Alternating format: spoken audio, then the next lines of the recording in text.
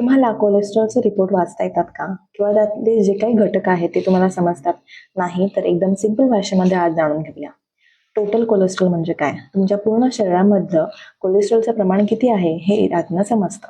आता ते जर जास्त असेल तर हार्टच्या आजारांची रिस्क जास्त वाढते.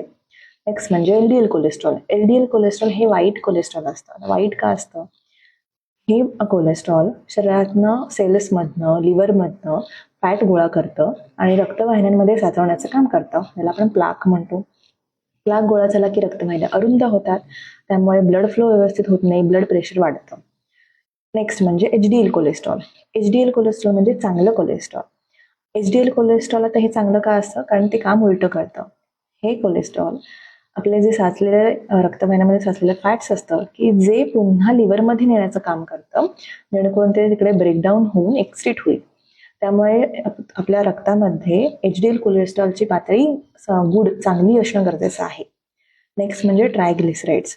ट्रायग्लिसराइड्स देखील असं फॅट आहे की जे अनयुज्ड कॅलरीज जे असतात, न वापरलेल्या कॅलरीज साठवून ठेवतं एनर्जी म्हणून वापरण्यासाठी.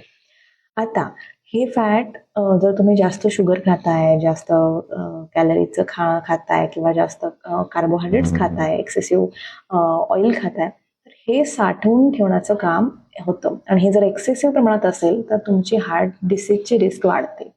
त्यामुळे अशा प्रकारे तुम्ही समजून घेऊ शकता तुमचा रिपोर्ट. आणि हे सर्व रिपोर्ट जर तुमचे अनबॅलन्स असतील तर तुमची लाईफस्टाईल मॅनेज करणं गरजेचं आहे. तुमचा डाएट, तुमची physical activity it should be on track. ती खूप छान असेल तर हे रिपोर्ट्स तुम्ही मॅनेज करू शकता. अशाच व्हिडिओसाठी बियॉन्ड डाएटिंगला फॉलो करायला अजिबात विसरू नका. शेअर करा ना ज्यांना याची गरज आहे. Thank you so much. भेटूया पुढच्या व्हिडिओमध्ये.